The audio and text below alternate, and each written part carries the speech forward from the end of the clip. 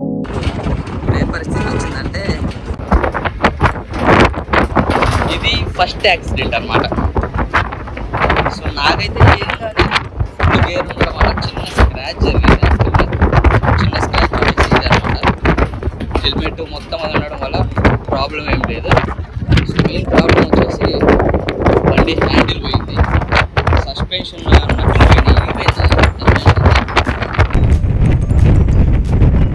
మీ అందరికీ బైక్లో బ్లాగ్స్ తీపిచ్చి చూపిద్దాం అనుకున్నా, కానీ ఇప్పుడు ఆటో మీద బైక్ ఉంది, ఆ బైక్ మీద నేనున్నా, అది యాస్ వస్తుంది.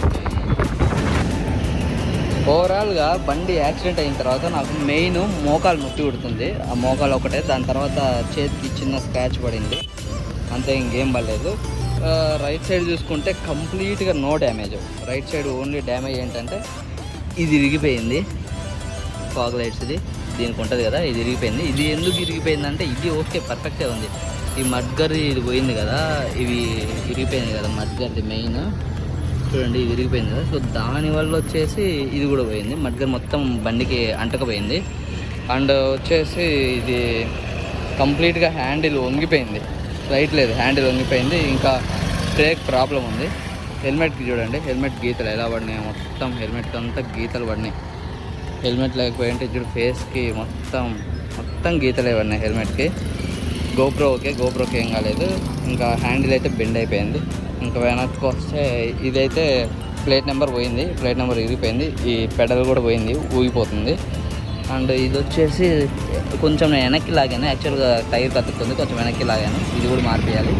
అండ్ ఫుట్ రెస్ట్లోకి అయితే అబ్బా కూర్చుంటే ఇక్కడ పెయిన్ వస్తుంది, ఇక్కడ కొంచెం ఈ సర్కిల్లో కొంచెం తాకినట్టుంది రాయి ఏదో, అబ్బా ఇక్కడ కొంచెం పెయిన్ ఉంది, ఏం కాదు.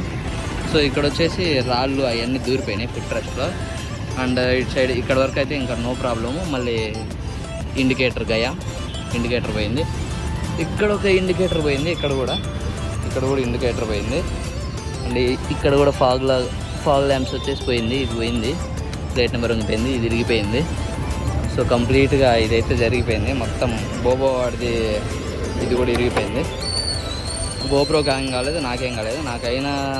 మొత్తంలో నాకైంది ఏంటంటే ఇదొకటి అండ్ ఇదొకటి.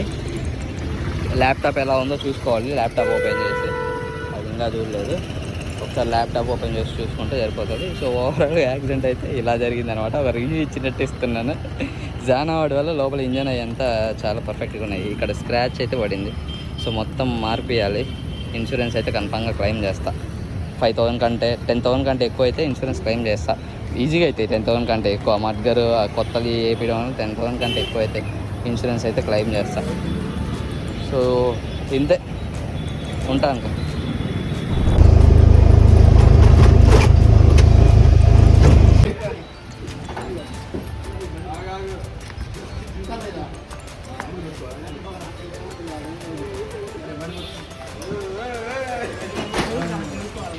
నర్సాపేటకి వచ్చాక మనం ఒక రూమ్ తీసుకున్నాం. అంటే షోరూమ్ ఓపెన్ చేయడానికి చాలా టైం పడుతుంది, ఆల్మోస్ట్ 10 అవుతుంది, ఇప్పుడు టైం 7 అయింది.